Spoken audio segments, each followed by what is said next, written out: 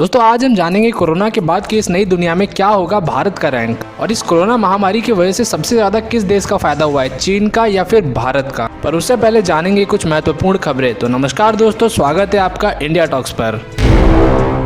DRDO develop करने जा रहा है 6 नए एवैक्स। एवैक्स का मतलब airborne warning and control system.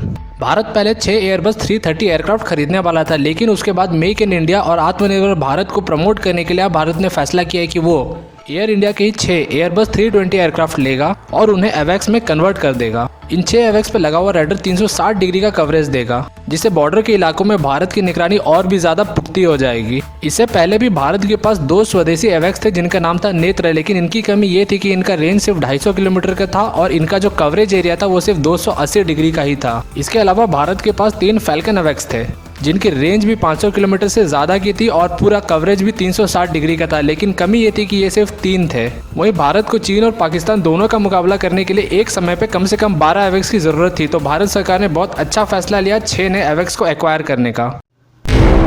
Rafale के साथ जो गेम चेंजर मिसाइल मिला है स्कैल्प, भारत ने फ्रांस से कह करके उसके अंदर सॉफ्टवेयर अपग्रेड्स करवाए हैं, जिनके वजह से अब वो 4000 मीटर से भी ज़्यादा की ऊंचाई पे बहुत ही आसानी से ऑपरेट कर पाएगा। यानी भारत और चीन के जो पहाड़ी इलाके हैं सीमा के पास, उनको ध्यान में रखते हुए और वहाँ पे अच्छे से ऑपरेट करने के लिए भारत ने इन मिसाइलों को अपग्रेड करवाया है। भारत की नई सबमरीन आईएनएस अरिघाट का फाइनल स्टेजेस ऑफ ट्रायल चल रहा है और अर्ली 2021 में वो भारतीय नेवी में कमीशन भी हो जाएगा।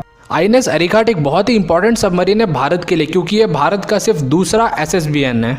एसएसबीएन का फुल फॉर्म है submersible ship ballistic nuclear. Submersible ship का तो मीनिंग आप समझ ही गए होंगे। बैलिस्टिक का यहाँ मीनिंग होता है कि इसके अंदर बैलिस्टिक मिसाइल ले जाने की क्षमता है, और न्यूक्लियर का मतलब यानी एन का मतलब है कि ये न्यूक्लियर पावर से चलता है।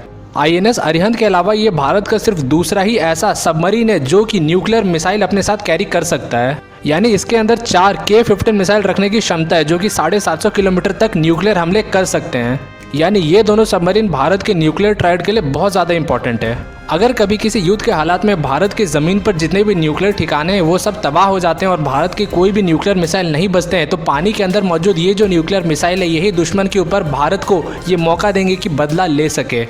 यानी ये सबमरीन्स भारत को एक न्यूक्लियर रिटेलिएशन की क्षमता देते हैं। ये सबमरीन्स भारत के लिए कितने ज़्यादा इंपॉर्टेंट है आप इस बात से समझ सकते हैं कि इससे पहले जो आईएनएस अरिहंत भारत ऑपरेट करता है, उस सबमरीन को प्रोटेक्शन देने के लिए भारत आईएनएस चक्रा को यूज़ करता है। यानी भारत का आईएनएस चक्रा सबमरीन आईएनएस अरिहंत सबमरीन के सिर्फ प्रोटेक्शन के लिए हमेशा उसके साथ घूमता है। इससे आप समझ सकते हैं कि ये एसएसबीएन कितने ज़्यादा इंपॉर्टेंट है भारतीय नेवी के लिए और भारत की संप्रभुता के लिए।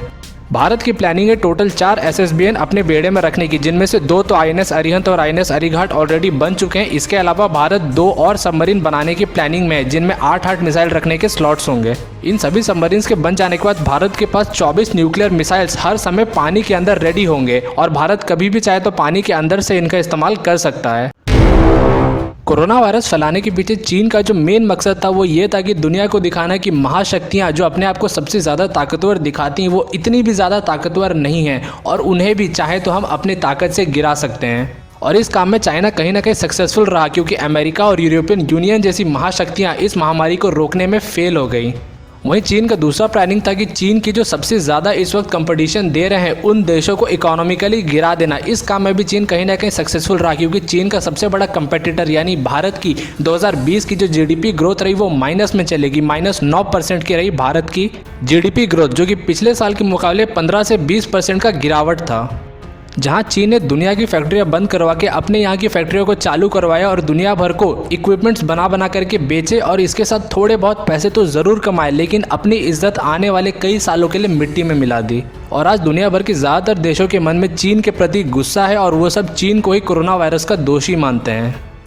इसके वजह से दुनिया की अर्थव्यवस्था और इकोनॉमी दोनों ही मामले में एक वर्ड क्रिएट हो चुका है। इससे जहां एक तरफ दुनिया भर के छोटे छोटे देश अमेरिका और यूरोप के अलावा किसी और नेतृत्व की तलाश में है, तो वहीं दूसरी तरफ दुनिया भर की जो बड़ी बड़ी कंपनियां हैं वो चीन के अलावा किसी और देश को ढूंढ रही हैं अपना पैसा इन्वेस्ट करने के लिए।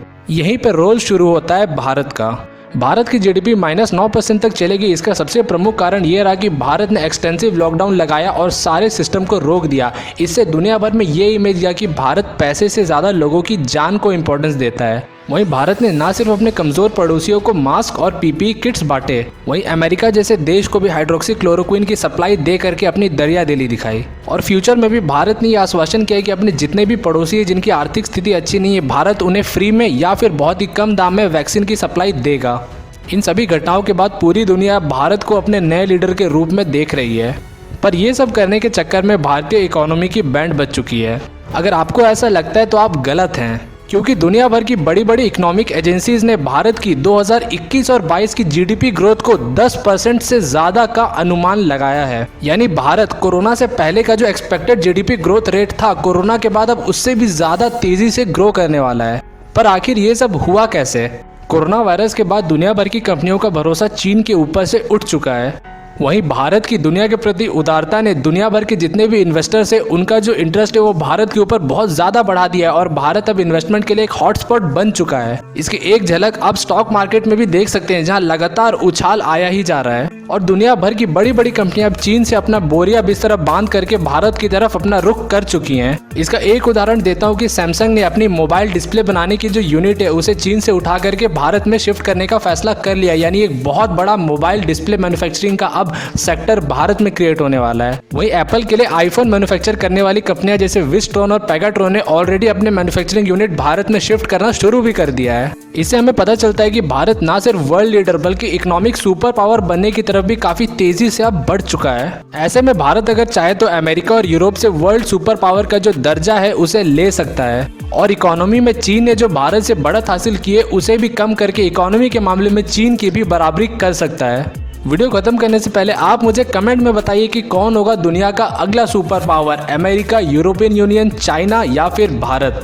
और वीडियो को लाइक और चैनल को सब्सक्राइब कर दीजिए। मिलते हैं अगले वीडियो में, तब तक के लिए थैंक्स फॉर वॉचिंग।